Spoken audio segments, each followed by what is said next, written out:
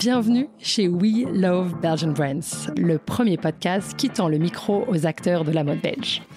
Ici, on écoute les parcours, on cherche à comprendre les défis et à en tirer les apprentissages. Moi, c'est Astrid, experte en développement commercial, coach, conférencière.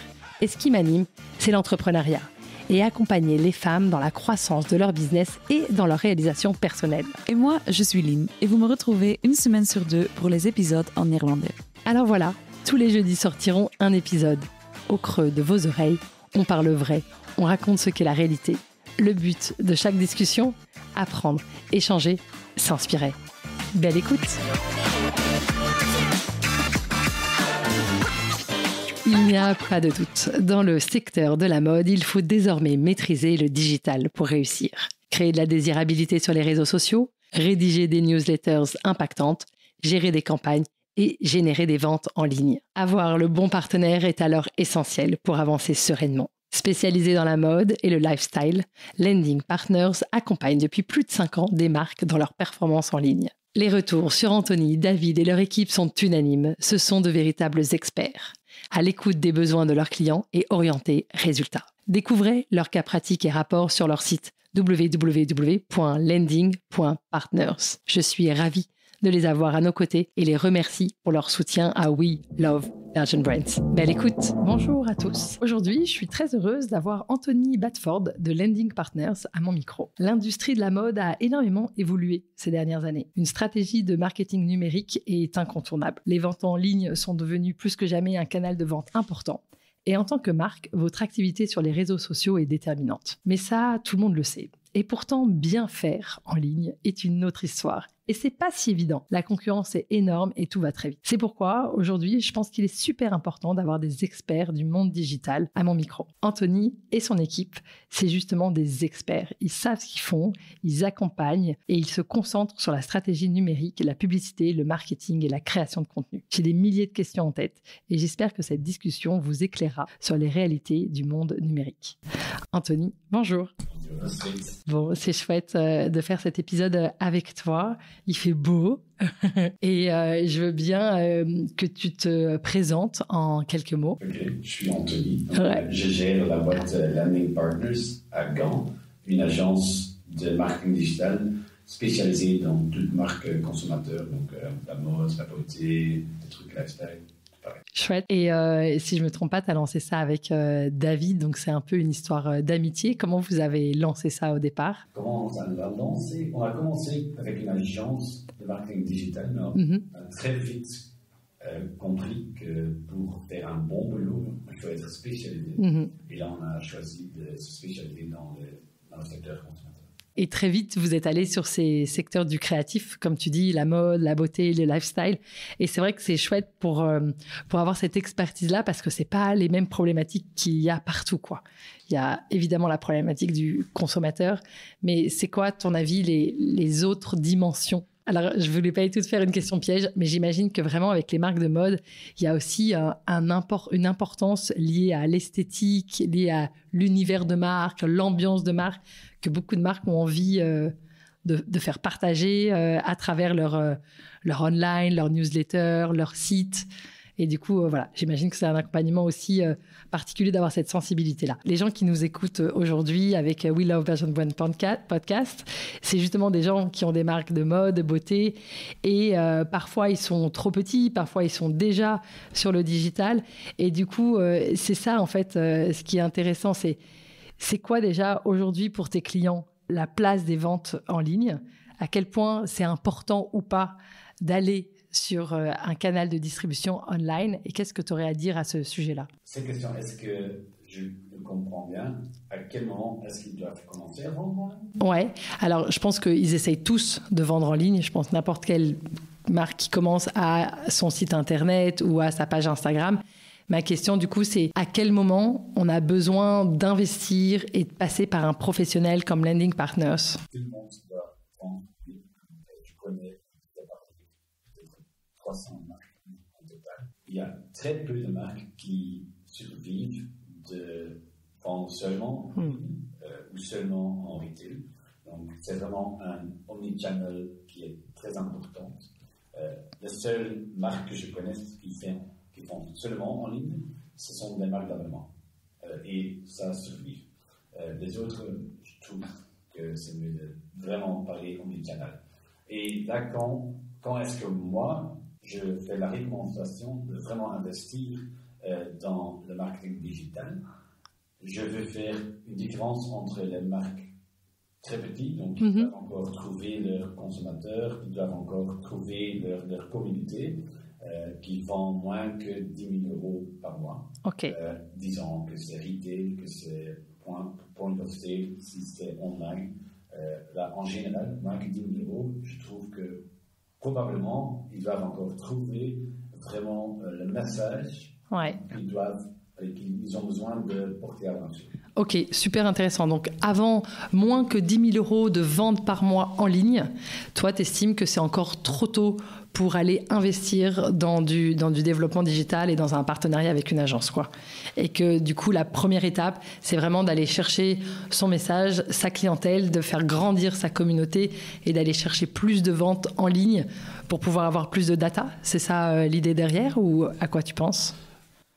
Oui, tu as raison. Pour moi, c'est vraiment quand on va utiliser le marketing digital, on va amplifier le message. Et la manière la plus efficace pour savoir si le message il convient ou si ça marche, c'est vraiment voir est-ce que organiquement tu réussis à convaincre les gens à acheter de votre marque, à devenir une partie de votre communauté. Et si ça marche organiquement, la probabilité de succès en utilisant digital marketing, c'est immense. Ouais. Donc en fait, ce que tu dis, c'est qu'il faut déjà s'assurer que de manière organique, donc tu veux dire pas payer, tu veux dire avec la création de contenu, avec les photos, les visuels que tu mets, avec la correspondance que tu entretiens avec ta communauté, probablement les newsletters, avec tous ces outils qu'on a qui seraient gratuits, enfin qui demandent évidemment beaucoup de travail et qui demandent aussi, comme tu dis, le bon message, le bon propos, et donc là, s'assurer que ça fonctionne, et à partir du moment où ça fonctionne, votre travail, ça va être d'amplifier. Oui, la probabilité de succès est énorme. Ouais, c'est ça. Si vous vendez, vous pouvez toujours travailler avec une agence de marketing digital, mais si vous vendez moins que 10 000 €, je crois qu'il y a encore beaucoup de travail à tester le message, à tester comment la marque doit être perçue dans le marché. Si vous vendez 20 000 € via retail ou pensée ou quelque chose de plus, ça va être encore une plus grande probabilité de succès. Et dans cette manière de penser, pour moi, ça c'est la limite. Ouais, ok. Et alors, comment tu parviens à atteindre ce bon message ? Si tu savais ça. Ouais, si tu saurais. C'est ça le secret, quoi. C'est le plus difficile du monde. Donc, moi on a commencé une agence de marketing digital, c'est Peanuts. Si on compare ça avec créer une marque qui va vraiment à... Ouais, je me souviens qu'on discutait en off et tu me parlais du respect et même de l'admiration que tu pouvais avoir pour les marques, à quel point tout ce qu'elles devaient mettre en place pour réussir à créer cet univers de marque, quoi. Oui, parce que pour moi, quand on crée une marque, on doit faire beaucoup de trucs. On doit créer une marque, on doit gérer cette marque, on doit le vendre, on doit faire l'administration, et ça, tous dans un environnement hyper compétitif. Et si on vous le fait en Belgique, dans un monde hyper compétitif et avec un cible assez limité. Ouais, c'est vrai. C'est vraiment pas évident. La Belgique, c'est une cible limitée, mais il y a un bon pouvoir d'achat. Donc c'est voilà, il y a des bons et des mauvais côtés. Et à partir du moment où on a c'est plus que 10 000 € par mois de vente, qu'on a envie de croire online, qu'est-ce que vous, Landing Partners, vous pouvez mettre en place ? Qu'est-ce que vous faites pour pouvoir justement amplifier le message et aider la marque à aller vers plus de performance ? J'essaie on peut le diviser entre beaucoup de thèmes. Pour moi, en général, si on veut le diviser, j'ai 5 trucs qu'on fait exactement. Le premier, c'est du coaching. Coaching de croissance. C'est quelque chose qui n'est pas tangible, mais c'est vraiment essentiel. C'est accompagner les marques à faire les bonnes décisions quand ils doivent investir dans quels outils et dans quelle stratégie de marketing digital. C'est quelque chose qui n'est... c'est hyper important d'avoir cette vision claire pour le client. Ouais, et c'est cet accompagnement un peu day-to-day, quoi, un peu au jour le jour que vous faites en accompagnement dans les décisions qu'ils ont à prendre et dans les outils informatiques, c'est ça que tu voulais dire? Aussi, oui. Donc, la plupart des marques et les managers dans ces marques, c'est la première fois ou peut-être les deuxième fois qu'ils font ça. Donc, il y a encore beaucoup de questions. Quand est-ce que je dois faire quoi? Et nous, on voit ça tous les jours. C'est vraiment quelque chose qui est très bénéficiel pour vous. Ouais.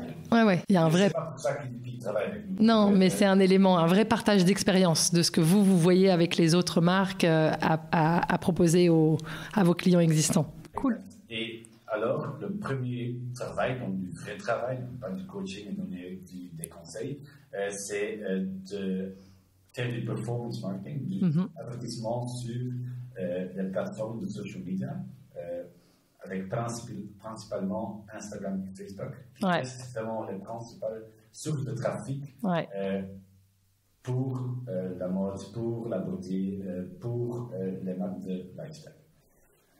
Et c'est aussi le premier outil ou le premier stratégie que tu dois mettre en place. Ouais. Pourquoi? Parce que là, c'est vraiment le but de chercher et de convaincre les nouvelles personnes à interagir avec la marque. Ouais. Donc, tel que vous êtes plus petit, c'est hyper important, mais tel que vous devenez plus grande, il y a les autres outils, les autres stratégies qui sont aussi importants. Ouais. Et donc, du coup, là, c'est vraiment l'accompagnement sur ce qu'on appelle méta, enfin, sur le sponsoring, les messages sponsorisés, les ads, donc vraiment les publicités pour pouvoir amplifier donc, le message et l'adresser aux bonnes personnes. C'est ça votre rôle. C'est exact. Ouais. Sur Instagram, tu disais, sur Facebook, les 2 médias les plus importants sur le secteur de la mode, de beauté et lifestyle. Exact. Et il y a les autres plateformes, Pinterest ou Google, qu'on utilise. Ouais. Mais en général, donc un peu de généralisation là, sont des plateformes supportives. Oui, c'est ça. Ouais. Les gens regardent, mais ça aide moins à la consommation, quoi. Ok. Et Facebook plus qu'Instagram ou pas forcément? La plateforme fait la division. Donc, ça dépend un peu. Allez, ça dépend de votre clientèle. La plupart, c'est sur Instagram, mais on voit que tu peux avoir des bons résultats sur Facebook, justement parce que la cible là, elle est un peu plus vieux, mais aussi un peu plus... Elle a un plus grand portefeuille. Exact. Ouais, tout à fait. Et c'est vraiment, ça j'imagine. Et il y a peut-être un peu moins de concurrence sur Facebook que sur Instagram? Pas vraiment. Je sais pas. Ok, super intéressant. Quoi d'autre vous pouvez faire pour accompagner vos clients dans la performance en ligne? Donc, une fois qu'on a fait des publicités, parce que c'est vraiment le début et le plus important, et là, on commence à regarder l'optimisation du webshop et du email marketing. Ok. Ce sont 2 outils pour fidélisation des clients et aussi pour améliorer votre webshop. Ce sont des outils qu'on commence à faire une fois que le webshop il est devenu plus large. Ouais. Une fois que tu dépasses 50 000 € de vente en ligne par mois, tu dois vraiment investir là-dedans. Avant, pas vraiment. Pourquoi je dis ça? Parce que le travail que tu fais quand tu es plus petit sur l'optimisation du webshop et sur le email marketing, c'est le même travail quand tu deviens 10 fois plus large, mais l'impact au début, ça va pas changer grand-chose. Et qu'est-ce que tu peux faire pour optimiser ton site internet, justement? À quoi tu penses? Qu'il soit plus rapide, plus fonctionnel? Oui, c'est possible qu'on fait ça. Donc, ça dépend vraiment de l'outil que tu utilises. Et l'autre partie, c'est vraiment le journey du client. Oui, c'est ça. Qu'est-ce qu'on voit? Où est-ce que les clients sont pas vraiment heureux avec le webshop? Ce sont un truc que tu peux mesurer. Où est-ce qu'ils cliquent, mais il n'y a rien qui bouge? Où est-ce qu'ils départent plutôt votre webshop? Et où est-ce qu'ils restent?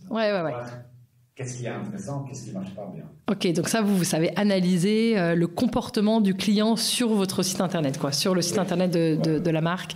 Ok. Et du coup, comment tu optimises ça? Comment améliorer du coup le parcours client? le parcours client, on fait des tests, donc on regarde sur le data où est-ce qu'on trouve que ça peut être amélioré. Un, où est-ce qu'on voit que les clients ne sont pas très engagés. Et deux, où est-ce qu'on voit que les taux de conversion ou de taux d'interaction sont plus bas que vos concurrents ou que le marché normalement apporte. Et à partir de cette base, on va faire des tests. Ok. C'est quoi les tests que vous pouvez faire? On va changer le webshop et on va faire sorte que la moitié des personnes vont à une page et l'autre moitié à une autre page. Ah, on d'accord. va regarder qui est le meilleur. Okay. On ne fait pas si difficile, on fait des changements, on est sûr que ça va porter la différence et on le fait juste comme ça, parce qu'on le sait, du travail qu'on a fait avant. Ouais. Et ce qui attire l'œil, ça va être du coup la puissance de l'image, le regard, c'est ça? Aussi, mais pour moi, ça, c'est pas l'optimisation du webshop, c'est la cinquième partie où on va apporter des insights détaillés sur la marque. Donc, on va pouvoir dire à nos clients, sont cette campagne qui marche le mieux, sont ces types d'images qui fonctionnent le mieux, ou c'est ce type de client qui vous apporte le plus d'argent. Donc, ça sont des autres insights que vraiment regarder sur le webshop. Donc, le webshop, on regarde ce qui se passe sur le webshop. Peut vraiment faire la différence entre les images. On préfère de faire de l'analyse sur les plateformes social media. Et en fait, les aider à créer le bon contenu dont vous avez besoin pour pouvoir mettre du budget dans des publicités et que ça rapporte quelque chose d'important pour la marque, quoi. Oui, parce que c'est aussi une grande partie pour améliorer l'efficacité de notre travail. Ok. Et on commence toujours à faire un plan visuel, un plan des images. Et pendant qu'on travaille ensemble plus long, on peut utiliser le data de chaque mois, de chaque semaine, où on va vraiment regarder c'est quoi le meilleur visuel ici. Et c'est pas toujours très clair après 2 semaines ou 3 visuels, mais après une période plus longue, 6 mois, où tu regardes toujours les 2 meilleurs et les 2 pires visuels. Après un temps, c'est bien possible que tu vois vraiment des opportunités. Et ce qui fonctionne, en fait, ce qui attire le regard et ce qui plaît. Et ça peut faire une grande différence. Bien on sûr. avait un client où on a fait, il y a un mois, on a fait cette analyse, mais sur une période de 2 ans. Donc, avec beaucoup de data. Et on a trouvé des types de visuels. Donc, c'est beaucoup de tests qui marchent le mieux. Et on a vraiment changé la manière où on a demandé le contenu et quel type de contenu, comment est-ce que les images, comment est-ce que les modèles doivent fonctionner.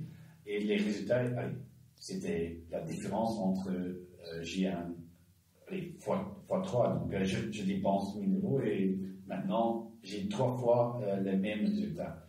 Et qu'est-ce que c'est le résultat? Que le shop il y avait plus de stock sur les items qu'on a utilisé ça. Ah, d'accord. Pour la prochaine période, on va vraiment faire tout focus sur ce travail pour avoir ça de plusieurs produits pour vraiment gérer une stratégie meilleure. Ok. Et d'ailleurs, en termes de stratégie online, tu estimes qu'il faut pousser peu de produits mais avec le bon contenu ou plutôt pousser un maximum de contenu, tu vois, par exemple, et des jupes, et des robes, et des pantalons, et des chemises, ou tu penses qu'il faut mieux mettre, par exemple, tout son budget sur des t-shirts? C'est différent pour chaque marque. Autrement, ça serait plus facile. Mais la réalité, c'est que chaque marque est différente là-dessus. Un règle qu'on essaye d'employer, c'est vraiment de changer le contenu tous les mois au moins. Donc, si tu veux tester beaucoup de visuels chaque mois, tu auras besoin de beaucoup de visuels en général. Donc, et on voit que pour les marques, parfois c'est trop. Que c'est mieux d'avoir un bon base et de travailler de ça, autant d'avoir demandé 300 visuels chaque période. Ce qui est trop, c'est le coût et l'importance, et le nombre de photoshoots qui va être trop important pour les marques. Donc il faut qu'elles optimisent, elles, sur un photoshoot, qu'elles aient un maximum de visuels à utiliser sur sur différents contenus. Oui, et quand ils font leur photoshoot, après qu'on a travaillé ensemble, on donne vraiment un visuel. Ouais. On a vu ça au set du visuel, et comme l'exemple que je viens de dire, ça c'est très très clair, mais ça part toujours aussi clair. Ouais, ça. Est-ce que tu as d'autres actions que vous mettez en place avec vos clients pour les aider à performer en ligne? Donc, c'était intéressant, l'aide à la création de contenu, vraiment le coaching, la consultance, l'aide et toutes les insights que vous apportez de votre analyse sur le quotidien des marques. Les faits de les aider aussi vraiment concrètement dans les pubs à gérer sur Meta. Est-ce qu'il y a d'autres éléments, l'optimisation de leur site internet? Oui, donc on commence toujours avec le coaching du croissance. Alors, on commence à implémenter la publicité. Quand ils deviennent plus larges, c'est l'email marketing et l'optimisation du webshop. Et en général, on essaye de fournir le plus d'insights dédiés possible. Ouais, c'est ça. Quelles sont les autres demandes des clients? L'internationalisation. Donc, c'est un truc très important et que tu dois aussi gérer d'une manière très particulière. Et là, chaque client est vraiment différent. On a des marques où on doit regarder au monde entier comme une campagne. Et on a des autres marques où on doit vraiment faire chaque pays d'une manière totalement différente. Donc aussi pour donner des conseils, comment est-ce qu'on doit le faire. Là, ça sont les deux systèmes en général qu'on met en point, mais lesquels utiliser pour quelle marque, c'est quelque chose qu'il faut faire voir. Donc en effet, aider les marques à passer à l'international. Et donc parfois c'est un marché, parfois c'est sur plusieurs marchés. Et donc de savoir s'adapter marque par marque et marché par marché à une stratégie différente. Est-ce que tu as des exemples de marques que vous avez accompagnées sur l'international? Que j'aime beaucoup, aussi parce qu'ils sont déjà avec nous depuis 5 ans, donc depuis qu'on a commencé. C'est Wasted Purse, c'est une marque de skate et de lifestyle. Là, eux, on a vraiment aidé à partir de vraiment la France, à avoir une stratégie très européenne. Cool. Donc, je ne vais pas donner les chiffres, mais ils étaient très... l'importance de la France était très large. Et maintenant, c'est presque la moitié. Ah, super. Donc, ils ont réussi à dépasser les frontières, quoi. Et pourquoi on a pu faire ça avec Wasted Purse? Parce que dépasser la frontière, c'est une belle idée, mais ce n'est pas toujours très facile. C'est parce que c'était une marque de lifestyle. Donc, c'est un comportement, un positionnement d'une marque qui n'est pas lié à un pays. C'est vraiment un lifestyle. Et si les autres pays ou les autres gens où tu veux aller avec ta marque ont cette manière de vivre ou cette manière de faire un hobby ou quelque chose comme ça, c'est plus facile de les engager avec une nouvelle marque. Ouais, c'est ça. L'exemple qu'on cite, c'est Wasted Paris, qui est donc une marque de skate, en fait. C'est vraiment une marque de prêt-à-porter, masculin et féminin, mais qui a vraiment cet ADN très fort de streetwear, de vêtements urbains. Et c'est ça que t'expliques, ce côté lifestyle, que c'est plus que juste des produits. C'est une manière de voir la vie via le sport, via le skate. Et du coup, c'est par ces valeurs-là qu'ils défendent qu'ils ont pu aussi aller à l'international, quoi. Oui. Et, quelque chose qu'on doit faire beaucoup d'attention, c'est le data par pays, ça doit être interprété d'une manière différente. Ça veut dire quoi? Il y a des pays où les gens utilisent plus des outils que tu ne peux pas suivre ce qu'ils font sur ton webshop, ou tu ne peux pas suivre les actions de quelqu'un que tu as attiré via des publicités. Ok. Donc, c'est les cookies? Les cookies. Donc, l'utilisation du cookies et des autres outils de suivi de clients ne sont pas les mêmes selon les pays? Oui. En Belgique, pour te donner un exemple, peut-être 60% du data réalisé, c'est du data que tu peux encore analyser. Ok, parce que les gens ont donné leur autorisation, c'est ça? Oui, ou d'une manière, ça s'est réglé, tu peux encore faire l'analyse. Ok, d'accord. Et si tu vas à un pays comme Danemark, là, c'est peut-être 20% du data qui peut être analysé. Ok. Et si tu ne sais pas ça en avance, tu peux avoir des conclusions mauvaises. Bien sûr. Pendant que tu fais ton installation. Ouais, ok, hyper intéressant. Et puis j'imagine que quand tu n'as pas assez de data, tu n'arrives pas à tirer des conclusions, quoi. Non. Ouais. Ouais, c'est ça le sujet, d'avoir plus de data. C'est important. Si tu as un budget limité, tu dois te focaliser sur les régions où tu es déjà fort. Ouais. Et comment savoir? Mais normalement, il y a déjà quelque chose. Donc, est-ce qu'il y a des points de vente? Est-ce qu'il y a des ventes directes? Est-ce qu'on a un propre shop? Ou il y a déjà une communauté qu'on voit que... Ouais, c'est ça. Des influenceurs, des parutions presse, il y a déjà un attrait, un engouement d'un pays pour la marque. Ou même engagement sur les socials. Si on voit que beaucoup de gens du Pays-Bas commencent à engager avec la marque, c'est peut-être une possibilité. Ouais, j'imagine. Est-ce qu'il y a d'autres actions, d'autres éléments que tu veux partager? En général, ce qui est important, quand une marque travaille avec nous, il travaille avec un brand manager. Ouais. Donc, c'est quelqu'un qui est de chez nous, naturellement, qui est vraiment votre digital marketing manager dans votre... Et là, tu vas avoir le sentiment que c'est quelqu'un qui se situe dans votre office, qui veut vraiment penser avec la marque pour voir les meilleures options. C'est pas un freelancer que tu donnes du travail, c'est quelqu'un qui est une part de la société et qui veut vraiment que la marque sera meilleure. Qui est vraiment impliqué dans l'équipe et dans le travail de la marque, quoi. Justement, on peut en parler. Comment vous travaillez, vous, avec Lending Partners? Donc, vous avez plusieurs brand managers et combien ça coûte? Et c'est quoi, justement, les échanges qu'il y a? Vous êtes combien à l'heure d'aujourd'hui, après 5 ans d'existence?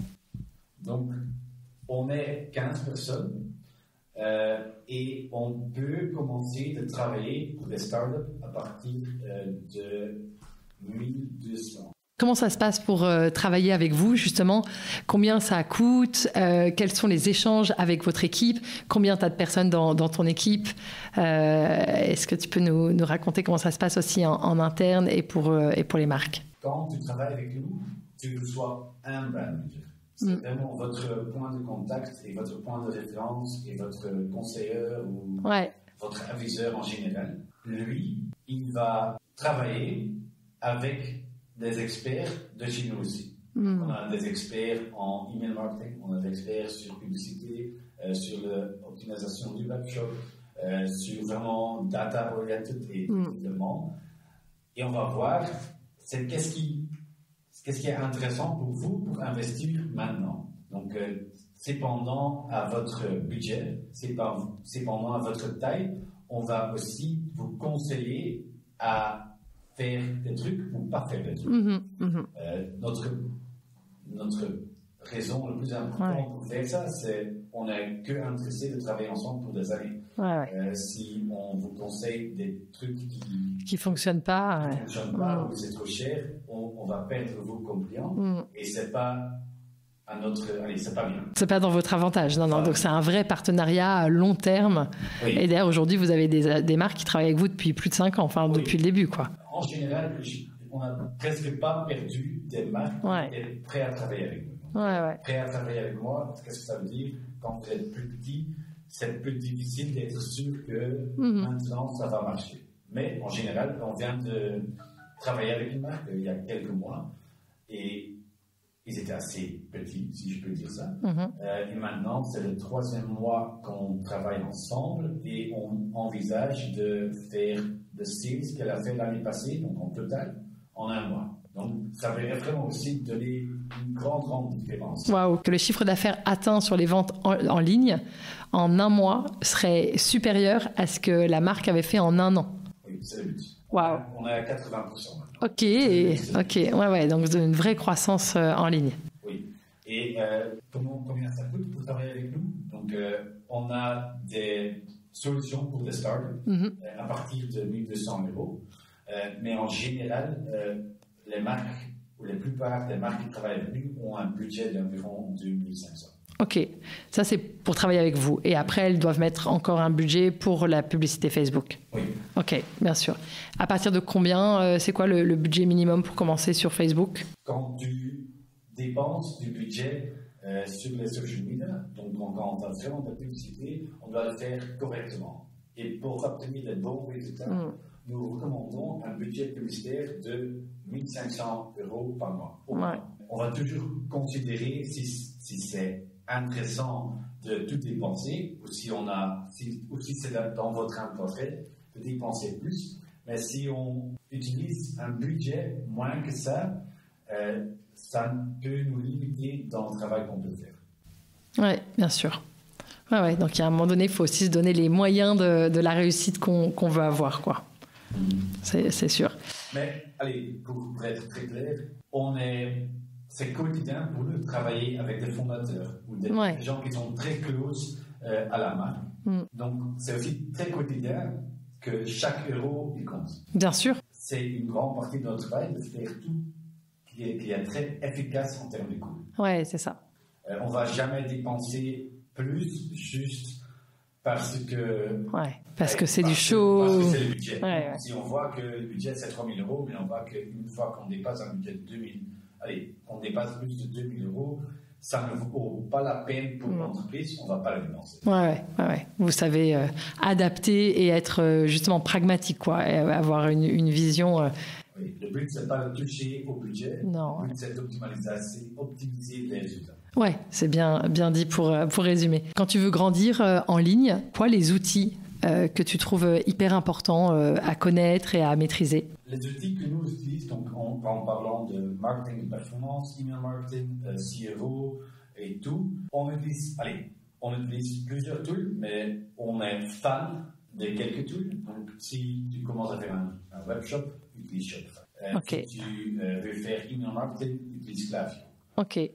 Si tu veux faire des publicités, commence avec le Meta ou le Facebook Business Manager. Ouais, ok. Et si tu veux faire des analyses CRO, il y a plusieurs outils. Nous, on utilise Crazy Egg, très bon prix qualité. Ok, c'est quoi le CRO? Est-ce que tu peux préciser? C'est l'optimisation du webshop. Donc, le data que tu as besoin pour faire les analyses, là, tu dois avoir un système qui capture toutes les sessions. Ok, et là, tu as dit qui? Crazy Egg. Ok, cool. Ok. Et si tu as ça, tu as un bon infrastructure IT pour croître. Ouais, c'est ça. Shopify, Klaviyo, Crazy Hack, et c'est lequel tu m'as dit encore. Et puis Meta, Facebook Manager. Voilà. Ok, super concret comme aide. Merci. Ici, avec We Love Belgian Brands, on parle de mode belge. Est-ce que ça veut dire quelque chose pour toi? Je sais que tu as parlé, l'air de rien, avec plein d'acteurs de la mode belge, puisque tu es actif depuis 5 ans sur le secteur. Est-ce qu'il y a un point commun, est-ce qu'il y a un élément pour toi qui définit cette mode? Pour moi, la mode belge représente une des formes d'entrepreneuriat le plus difficile. Mais elle est aussi devenue un des symboles les plus forts de la Belgique. Étant un petit pays, nous devons, dès le départ, nous tourner vers l'international pour pouvoir croître et vivre. Et ce que rend le défi encore plus complexe. Ouais. Le fait que tant de marques belges réussissent, malgré ces difficultés, c'est vraiment une témoigne d'un immense savoir-faire dans notre pays. Ouais. Et c'est quelque chose que moi, je suis particulièrement fier. Ouais, tu peux. C'est une vraie fierté de la Belgique d'être un petit pays qui doit tout de suite s'ouvrir vers l'extérieur. Tu as raison. Tout de suite avoir cette capacité à regarder le monde sur un plus grand niveau et à s'adapter aux réalités et à la concurrence des plus grands, quoi. Donc, ça, c'est vraiment un élément. Et du coup, je trouve que ça montre bien chez les Belges ce côté très travailleur, persévérant, et puis cette ouverture, tu vois, la capacité justement des Belges aussi à parler des langues et à s'ouvrir aux autres. Super. Et qui dans le secteur, parce que tu travailles avec plein de marques, on n'en a pas cité beaucoup, mais on peut citer déjà ceux qu'on a déjà interviewés, Valentine Whitmer, Thalie Vlesauers, à AO76, avec lequel Lynn a fait un épisode en néerlandais. Parmi toutes ces marques et même celles qui ne sont pas forcément de tes clients, à qui tu penses que ce serait intéressant de tendre le micro? Pour moi, il y a c'est un nouveau client, mais je le recommande vivement, c'est Kalani. C'est une marque de linge de maison et de tout ça. Comment ça s'appelle? Kalani, avec un K. Ok, cool. Oui. Ils sont également très performants. C'est vraiment une équipe bien organisée dans un secteur très particulier. Ouais. Et bon, je pense au lieu, je ne sais pas si ça se dit, mais on voit des bons signes et ils sont très engagés et je crois que c'est vraiment une marque pour regarder. Ok, cool. Je vais regarder ça de plus près. Ouais. Et l'autre, c'est Rue Blanche. Ah, génial. C'est aussi une marque qu'on travaille déjà pendant des années. Pour moi, je les aime. Ce sont deux filles phénoménales, donc ça, certainement. Mais en termes de marque, j'aime comment ils sont extrêmement cohérents dans leur approche et dans leur visuel. Donc, le visuel sur le newsletter, sur le shop, sur les shops en physique, c'est vrai. Sur les produits, c'est vraiment de manière très cohérente. Ouais, c'est complexe à gérer. Si tu veux vraiment le faire d'une manière positive, c'est pas facile. Ouais, et garder cette ligne rouge, cette cohérence, tu as raison, entre des boutiques, des news. En théorie, c'est toujours facile. En pratique... c'est pas évident, c'est clair. Eh ben, écoute, un grand merci, Anthony, pour tous tes insights, tous tes apprentissages, et puis voilà, la valeur que tu as pu apporter à toutes les marques qui veulent aujourd'hui grandir en ligne.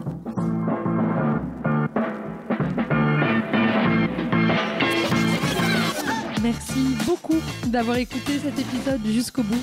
J'espère qu'il vous a plu. Et si c'est le cas, je vous invite à le partager et à le noter de 5 étoiles. Ensemble, diffusons les histoires inspirantes et les conseils précieux des entrepreneurs qui constituent la mode belge. Et si vous voulez en savoir plus, rejoignez-nous sur Instagram, WeLoveBelgianBrands_podcast, et aussi sur LinkedIn, sous les pages Astrid.Lefebvre et Lindegram.